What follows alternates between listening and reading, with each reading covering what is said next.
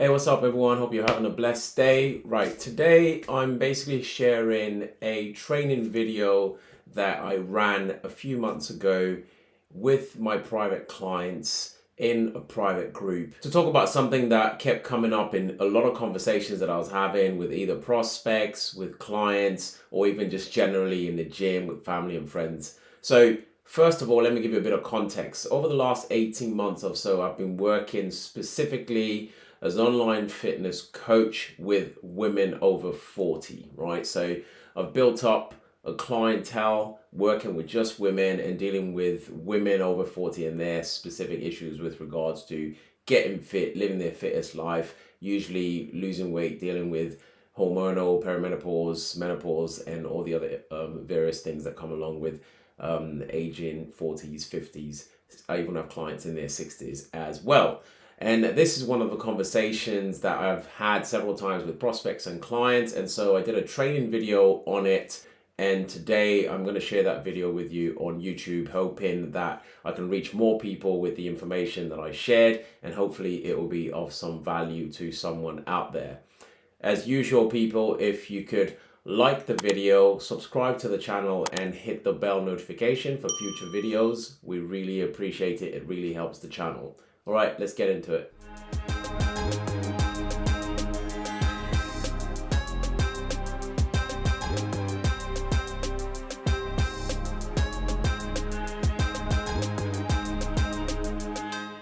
So today we're going to do a short little training session just to talk about something that I've had to address quite a lot over the last year or so, speaking to different people, prospects, clients, etc. And actually just generally over many years, I've been asked this question: what is the best exercise for fat loss? And usually women are looking to target specific areas, problem areas, and that's what we're going to talk about today, basically. So we're going to jump straight in and talk about some of the common questions that we get asked and some of the assumptions that are made with those. So some of them are, what exercises can I do to target my belly fat, for example?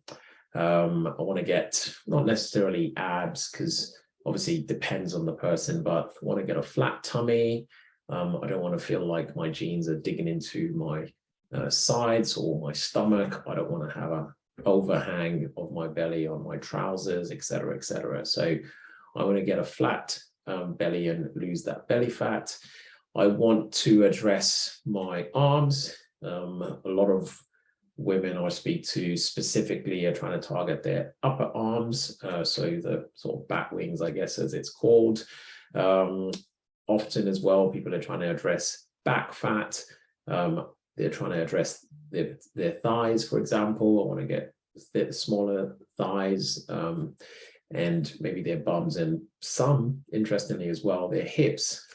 So usually I get asked the question: what particular exercise can I do to target my bum? What particular exercise can I do to target my belly fat? What can I do to target the fat on my thighs, etc., etc.? Now, today I'm going to talk about what the purpose of exercising is predominantly and what it does and doesn't do. Now, the main thing, I guess, to take away initially is exercise is definitely promoted, and obviously something that I promote and I'm a big fan of as well. So I would definitely recommend that all women do some sort of exercise or the other. But what does exercise do for you? So this on the screen is just a short list of some of the key things that exercising does for you. For example, it helps manage your weight. Now, this one is actually a very important one, because the manage your weight aspect of it should imply that it is not the single thing that you do to manage, maintain, or do if you're trying to lose weight or trying to target fat in particular areas of your body. It should be part of a toolkit of different things that you're doing in order to achieve your goals, target fat, lose weight, etc., etc. So it definitely does help manage your weight. It does help reduce the risk of disease. I'm going to have my wife, who's a medical doctor, on one of the weekly live sessions, and we'll talk about this a bit more in depth, like what particular diseases can be helped by exercise and etc. But that's a given. There's loads of research out there, medical research, etc., that's proven that it definitely helps with that. It helps strengthen your bones and your muscles. Again, I have another session on this, but essentially the key thing to take away here is, as you're getting older, specifically as my group targets women over 40, what you want to be also trying to focus on is getting stronger in your muscle and your bones, so that as you get older, your posture remains good, assuming you have good posture already. And if you don't have posture, you can good posture, you can actually try and correct that and basically feel quite good. It helps you improve your mental health as well as your brain health, and it definitely helps with everyday activities. Again, getting older, being able to take the kids to the park, run around with the kids, take the grandkids if you've got grandkids, play around with them, you know, bend, squat, reach high, jump, etc. Just daily activities. And if you need to run for a bus, you know, not that many of us are running for buses nowadays. And of course, generally it improves happiness. So there are chemical things that happen in the body with endorphins, etc. That does actually mean that you can actually feel a lot happier in yourself, the fact that you've exercised, and it's definitely a thing, right? So those are the things that exercising does. But unfortunately, what exercising does not do is to target specific fat. So to ask the question, can I target my belly with a particular range of exercising, or can I target my obliques, like the sides of my belly, or can I target my back fat, or can I target my legs? Now, I'm going to make a distinction between targeting a muscle group and targeting fat around that muscle group. And what I mean by that is, most people, let's take the belly, for example. Most people would say, I need to get rid of the belly. Essentially, they're talking about the fat that is sitting on top of what is already behind, which is going to be your abdominal muscles. Now, everybody has abdominal muscles. Obviously, we call it 6-pack, 4-pack, 8-pack, 10-pack, whatever. But irrespective of however many packs you have, or no packs, 1-pack even, every single person on the planet has abdominal muscles, because you actually need your abdominal muscles and other muscles in your torso area to be able to stand, walk, sit, you know, etc., etc. So the muscles are there already. So most people, when they're addressing the belly, they're trying to address the fat that is on top of the belly. They want to get rid of it so that they can have a flatter stomach. And if you're that way inclined, maybe you want to improve the muscle in your abdominals in order to make them more visible, so you can actually see a 4-pack or a 6-pack or an 8-pack or a 10-pack or whatever. But there's a big distinction between targeting a muscle group, so your abdominal muscles, and targeting the fat on your belly, right? Exercising does not target fat, right? And that is one thing, or a misunderstanding, that a lot of people have. You can do 1 million sit-ups or crunches or abdominal exercises in a week, and that will not make the belly fat that is currently hiding your abdominal muscles disappear. So hopefully that is clear. So another common mistake that people often have, or they often say, is, I'm fine, I eat fairly healthily, I just need to lose the belly fat, tone my legs, reduce my hips, tone up my body, etc., etc. Now, when they say this, they usually are seeking some sort of exercise or exercise plan or some routine that they can follow in terms of physical activity in order for them to lose the belly fat, tone the legs, reduce the hips, and tone up the arms, etc., etc. But by saying I'm fine, what they're usually implying is I'm fine with the rest of my body. So I like my, let's say belly, let's stick to the belly, for example. I'm fine with my arms, I'm fine with my bum, legs, everything else, but I just want to get rid of this belly fat, right? And so they're focusing and targeting that belly fat area and not really interested in anything else, right? And it's not possible, essentially. You can't just address the fat that sits on top of your belly without looking at other things. And I'll talk about this a little bit more later. And saying, I eat healthy, but I just need to lose that belly fat. Again, is kind of implying I don't want to modify, change, or adjust anything to do with my nutrition. I just want to lose this fat that is sitting on my belly. And unfortunately, you can't have your cake and eat it, right? You can't just target fat that's sitting in a particular area of your body. You actually have to address fat all over your body. So whatever you do, which has to be a combination of physical activity and nutrition, it will attack fat evenly across your body. I mean, not exactly evenly, but it certainly wouldn't target a specific area that has lots of fat. So let's say, for example, you're losing weight and you are interested in targeting your belly fat.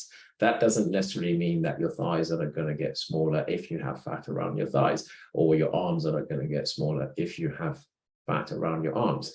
Wherever there's fat to burn within the body, it will get burnt through the nutrition, your calorie in, calorie out, which I'll talk about later, and your exercising, right? So it's very key to understand that fat loss takes place across your entire body and not targeted to specific areas. Hopefully, I'm sort of getting home with the point that you can't target fat in a particular area. So let's talk a little bit about basically exercising and weight loss and what percentage of calories in and calories out and energy expenditure exercise actually takes overall. So I've brought this slide up before, which basically shows how your body generally uses energy.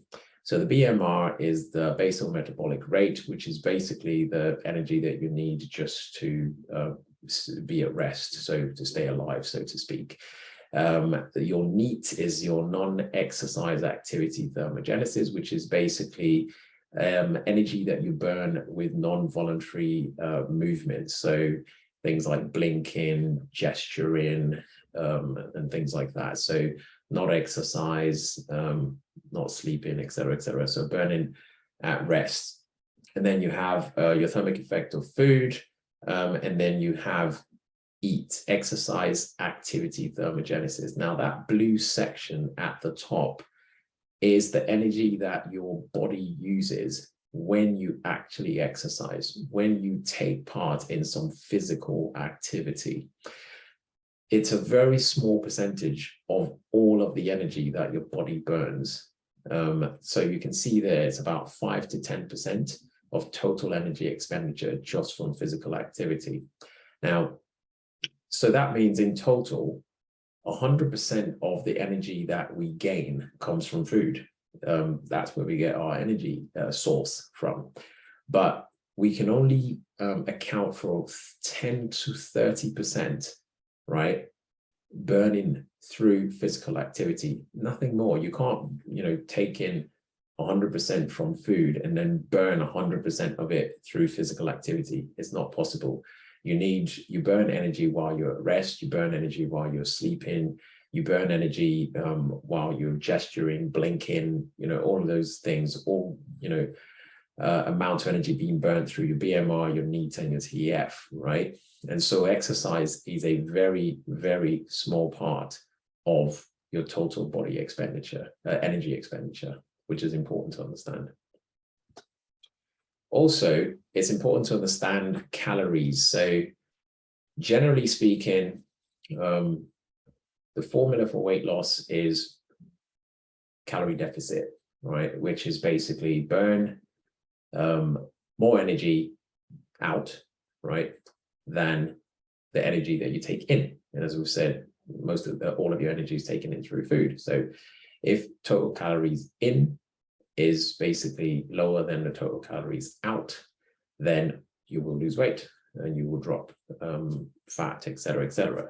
But if you want to target burning fat and burning calories through exercise, to burn 1 pound of fat, you'll have to work out an hour every day on the cross trainer, or you'd have to do about 6 hours spin. So that's like an hour of spin class for 6 days of the week, or walk about 35 miles at a fast pace. The reason why I bring this up is because there is a very, very common thing that people do where they say, oh, I'm just going to eat, for example, this muffin. And most muffins are about 250 plus calories, right?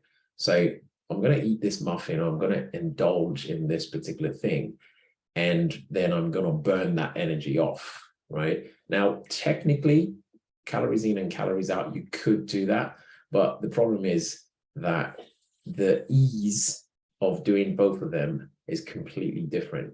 So the ease of eating a 450 plus calorie muffin takes about 5 minutes. It takes about 30 seconds to make the decision, about 5 minutes to eat the muffin, right? In order to burn off 450 plus calories, you'll have to do fairly rigorous activity, not ridiculous, but you'd probably have to exercise 45 minutes to an hour of various types of exercise. So yes, you can do it, but the problem is most of us will quite easily make the decision to eat that muffin, but not do the counter action in order to burn it off for many reasons. One of them obviously would be time. It takes 2 minutes to eat a muffin and an hour to burn it off, essentially. So it's not really a smart way of looking at burning calories and burning fat. It's better to look at things overall over a longer period of time, and to start making smarter decisions in terms of your habits and your nutrition and the things that you decide to basically eat, etc. Now, that's not to say don't eat the muffin or don't eat the things that you like cheesecake, pizza, whatever, chocolates, etc., etc. Absolutely eat the things that you like, but just know that the ease at making a decision to take the calorie in is completely different. The effort that is required to burn it is completely different. So if you gear yourself up for that, then yes, absolutely go ahead and do it. Oftentimes we don't, and that's why we have obviously a problem globally with obesity, et cetera, because it's very easy to take the calories in, but it requires a different mindset and motivation and discipline and consistency to basically do the action to burn it off. But can you burn fat through exercise? Because you might be thinking, well, what's the point of exercise? Well, besides all the reasons I gave at the beginning, yes, you can burn fat through exercise. There are smart ways of utilizing exercise to burn fat. So, for example, cardio, one of the most popular things, especially for women, is to do cardio, whether that's running, walking, cycling, swimming, et cetera. Now, there's nothing to say that that's bad, but I'll show you what are the pros and cons and benefits of doing this and other things. So there have been several studies that have been done to prove the benefits of doing cardio and aerobic exercise for burning fat. And one of them I'm highlighting on the screen here is there was a study done with about 200 people or so, and they had 3 different groups. And one of the groups was exercising 5 times a week, burning about 400 calories per session. The other group was exercising about 5 times a week, burning about 600 calories per session. Now, those two groups, just from exercise, their nutrition stayed the same. They didn't get in a consciously eat less calories or get themselves in a calorie deficit or anything like that. They just ate the same, but did exercise, burning off 400 and 600 calories in the exercise 5 times a week. And the first group lost about 4.3% of their body weight. The second group lost about 5.7% of their body weight. Now, the third group also did nothing with nutrition, just ate the same calorie intake, no deficit, et cetera, but no exercise whatsoever over the week or over the several weeks that they ran the session. And that group lost no weight. They actually gained about 0.5% of their body weight during that test. So there have been many tests and studies like this that prove that, yes, you can do cardio in order to burn fat. Okay, so that's a given. Doing aerobic exercise regularly can increase the number of calories you burn and help you lose body fat. The key thing, as I said, is it's not targeted body fat. It's not the fat on the arms or the fat in the belly. It's overall body fat, right? But it's not just about burning calories, right? So women over 40, going into perimenopause or already in menopause, et cetera, should be exercising with purpose, right? Now, make smarter decisions with nutrition, et cetera, but there are things that you can do to benefit you even more than just cardio. And often I've had conversations with women that do all the cardio, maybe keep their nutrition the same, don't focus on nutrition, do all the cardio, burn fat for a period of time, and then plateau. So they hit a wall basically where there's no more any movement. And a lot of times that's because they're not adding other things into their training to counteract many experiences that women will go through as they get older, plus 40, such as perimenopause and menopause, et cetera. So one of the key things that I wanted to highlight before finishing off, in addition to doing cardio, is to include resistance training, whether that be exercising with weights or resistance bands or something that provides some form of resistance. Now, I'm a huge advocate for this, especially for women over 40, because resistance training goes beyond just burning calories through cardio. It gives you additional benefits that I'm highlighting on the screen here. So let's take it from the top. Increased strength, tone, and muscle. Now, why is that important? As you get older, you don't just want to lose fat and end up with loose skin, for example, and end up slightly weaker with no muscle, right? What you want to try and do is increase your muscle and increase your strength as you're getting older. What are the benefits of this? Well, one, it allows you to have better posture. It helps you to increase your metabolism as well as you're getting older. So one of the things that happens as you go through menopause, et cetera, is your metabolism slows. And by having more muscle on your body, you actually burn more energy. Muscle burns more energy at rest without doing any exercise or whatever. Muscle burns more energy than fat. So by doing that, you're actually counteracting the slow metabolism that creeps in as you go through menopause, et cetera, right? Also, you can maintain your muscle and bone mass. So one of the things that happens when you're losing weight, especially if you have a lot to lose, is that you drop bone mass. So your bones are not as dense, not as strong. And the only thing that's going to help you to actually either maintain your bone mass or muscle or increase your muscle or bone mass is to do some form of resistance training, to actually focus on building the muscle and the tone while you're dropping weight, right? Also, as I said, fat uses less energy and muscle uses more energy. So you want, if you have more muscle, then you're going to increase your metabolism anyway. Also, prevent drop in metabolism that comes with weight loss, helps menopause, weight gain, and slowing metabolism. Yeah, okay. So I pretty much talked about all of them without even looking through the slides. So resistance training is a big part of what women over 40 should be doing as well, just generally, whether you're approaching perimenopause or already menopausal or whatever. It's definitely something that you should include in your exercise regime in addition to the cardio. And I guess to finish off, the whole purpose of the training session today is just to, I guess, clarify, one, that you can't target specific fat with any particular exercise. Two, fat loss happens across your entire body. Three, the way energy is burnt in the body and just understanding how that works. Four, understanding the psychology of calories and, you know, taking them in and getting rid of them. And then five, the additional benefits of doing more than just cardio. All of this culminates really in just having a bit more sort of purpose with what you're doing, exercise wise.